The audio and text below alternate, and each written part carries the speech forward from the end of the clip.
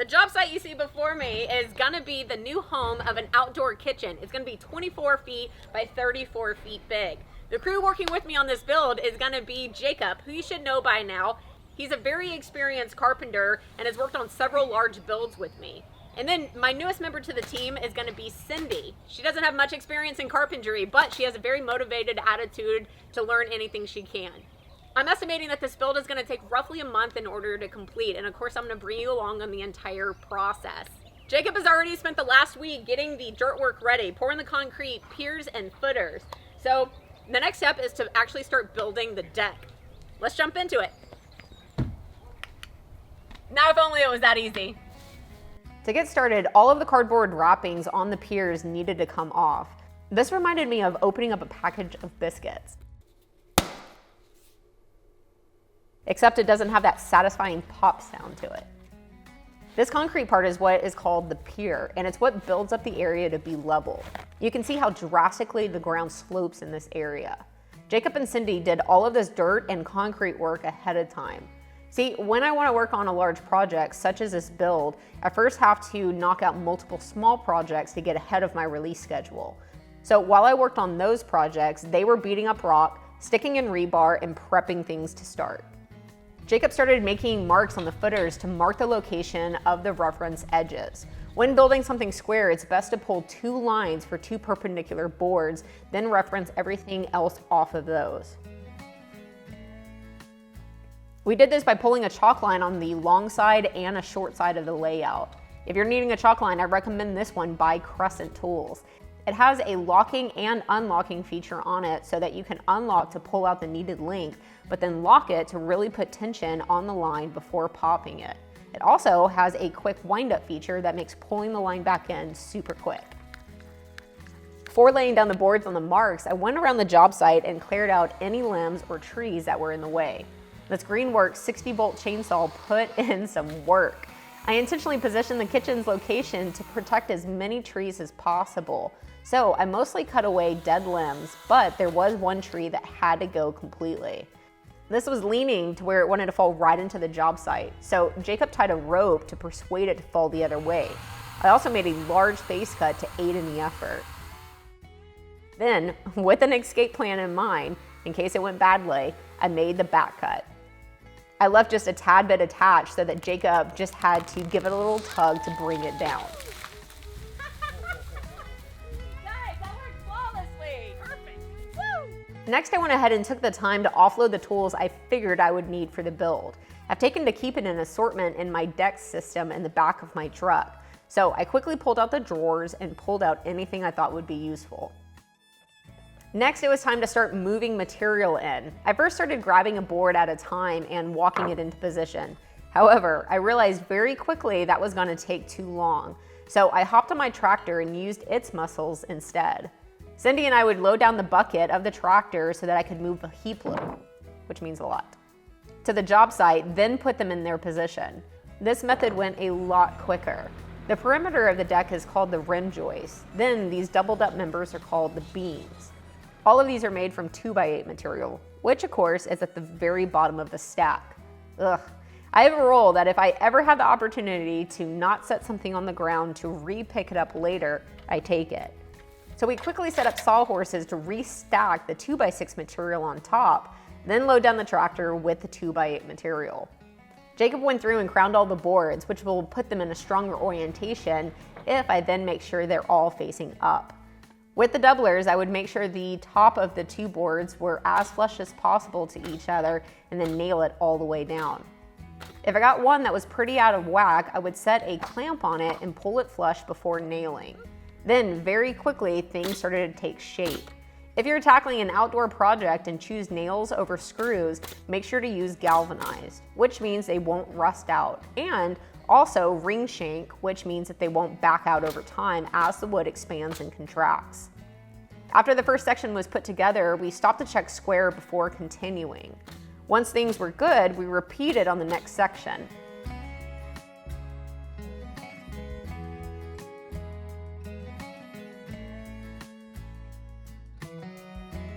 Once the entire outer frame is done, now you can check for square on the entire thing. I was reading we were an 1/8 inch out, which just means a few small hits to knock it perfectly in. And that is what we were able to accomplish on the first day. Day 1 is always the slowest because it takes forever to set up the job site and get into a groove, but that is still a great showing. Next up is to fill it all in with joists. These step down to 2x6s and are connected with a Simpson strong-tied joist hanger. These are not only required by code in almost any structure, but it drastically increases the structural integrity of said structure. Also, in cases like mine where I have a double rim joist to go through, they save me from having to toenail it in. It's important to get these mounted flush to the top of the rim joist because this is the substructure that will dictate how flat your floor will come out. Use a scrap to set the hanger in place while you nail it in. I definitely recommend a palm nailer for this job. It's one of those tools that you might not need on every job, but when you do, it is worth its weight in gold, especially on a job like this that has so many hangers. Cindy took over installing the hangers while I went behind her and started populating them with joists. All of these joists came from the material we moved to the sawhorses earlier, and instead of moving them again, I just cut them in place. I would use a scrap to prop up underneath one board. Then, to get the most bang for my buck, I would measure from both the left and the right when I pulled my tape. Then make these 2 cuts. Instead of measure, cut, then measure again, and cut again. This little efficiency adds up with so much material to go through. I would cut as many as I felt like I could move without them falling off the bucket of my tractor. Then, with my tractor riding Pup in my lap, I would move them all closer to the job site where they could be offloaded and then slipped into their joist hangers one by one. This is a simple step, but with the size of the deck, it took an entire day of cutting and moving things into place. I personally love these steps where such a visible change happens. While that is filling in, I'll tell you about the planning of the deck. Keep in mind that whichever direction you want your deck boards to run, the joists need to be ran perpendicular. On this deck, most of the boards will be running along the long side, but there will be a stripe down the middle that is ran the opposite direction to give the deck an accent. The boards here will also be a different color.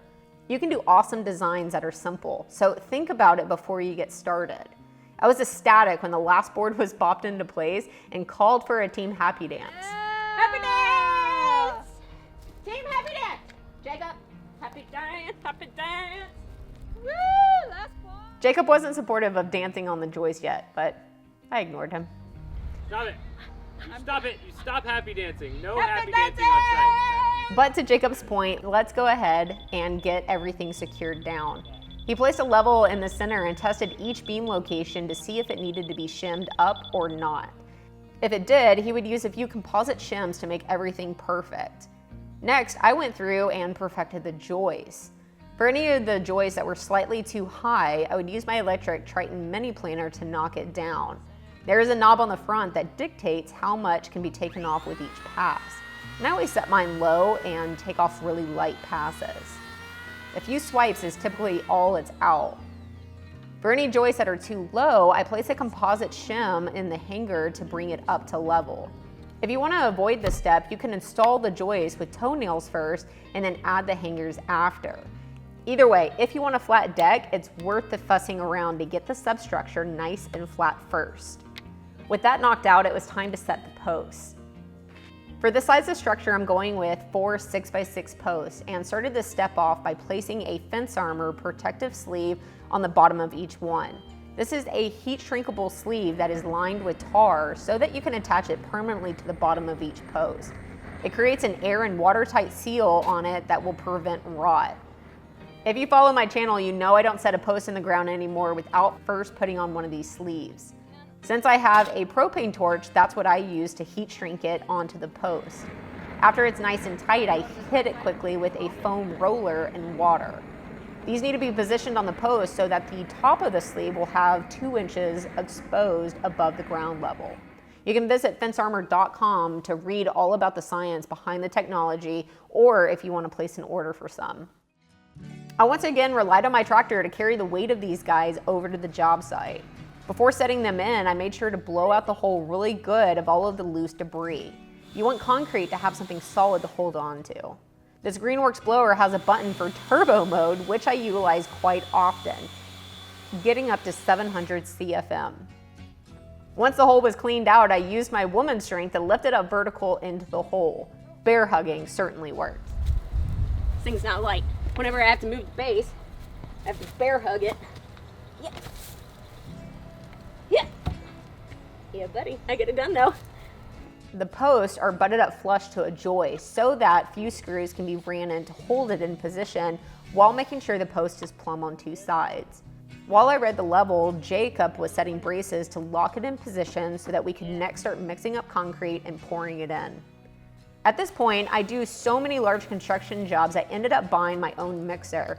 But if you don't have one, remember that you can rent one as well as many other tools at your local big box store. However, with this job only taking about 2 bags per hole, it also isn't too many to mix by hand in a wheelbarrow either.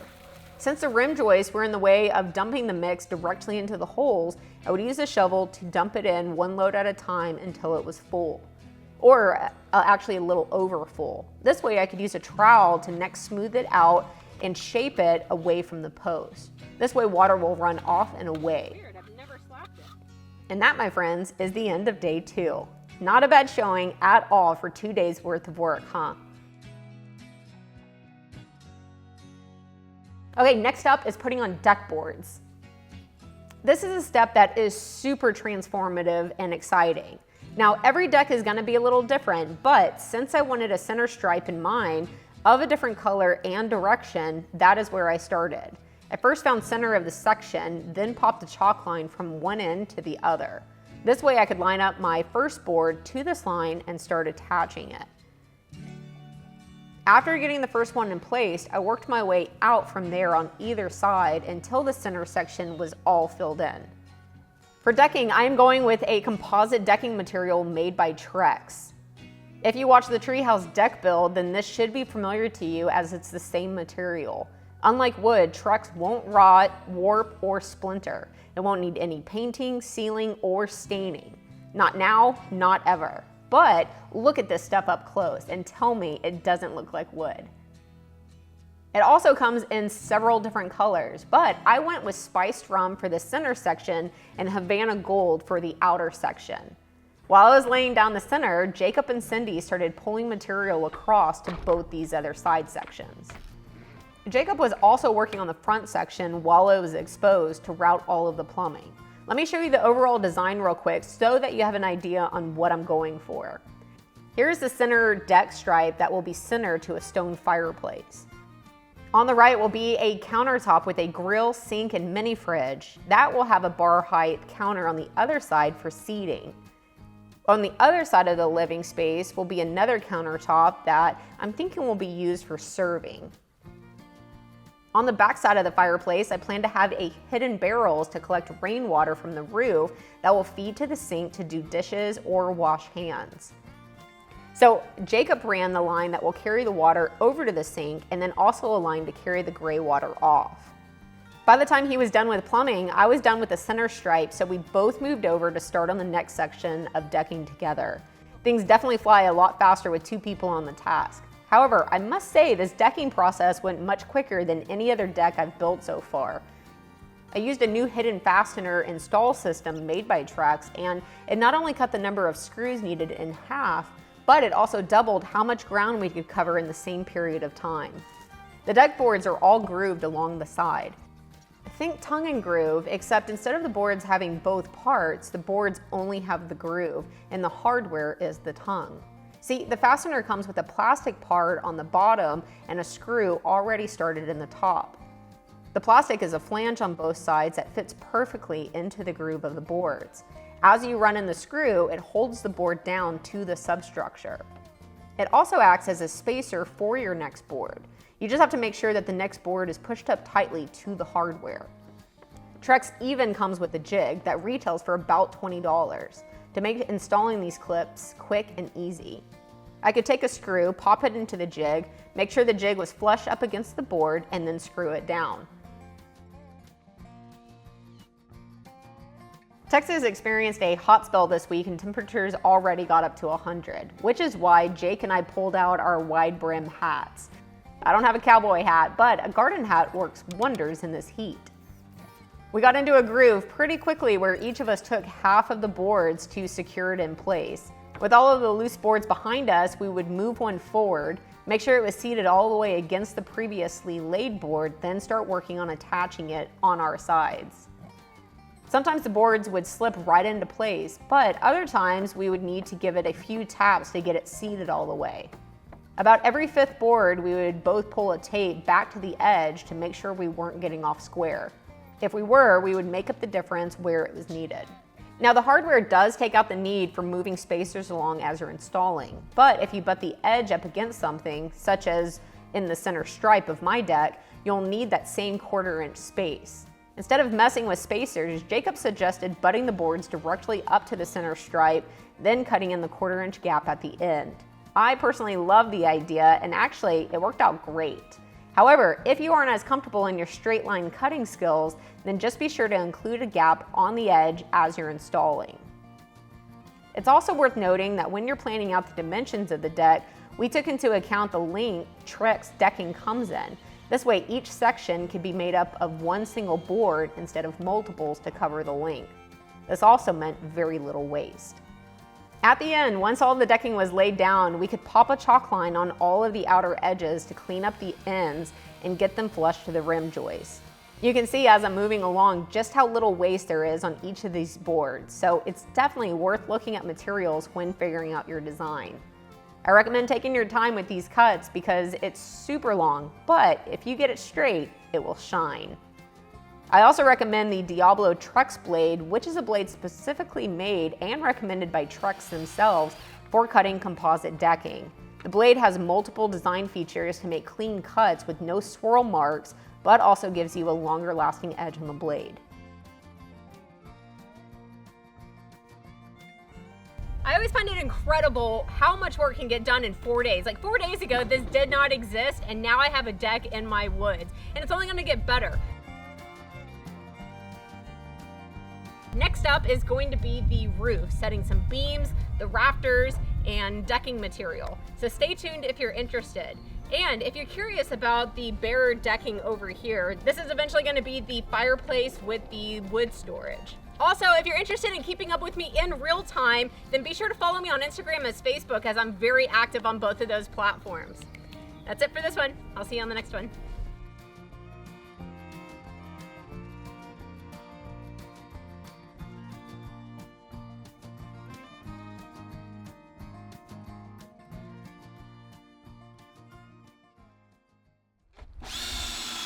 Oh my goodness, that's so easy. Please let the rest of them go this easy. Hey Jake, can you bend back down and just make the drill sound?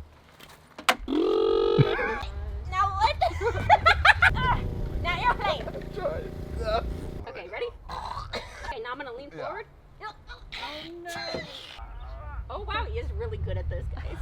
Well, you're supposed to straighten. Airplane! Wow. Thank you so much for checking out this video. If you would like another project to tackle, don't forget that I have templates for this folding Adirondack chair. Of course, it's an Adirondack chair, but then you can tuck it away into this nice sleek profile for either storing it during winter or just simply after a party. You can click right here to get your templates.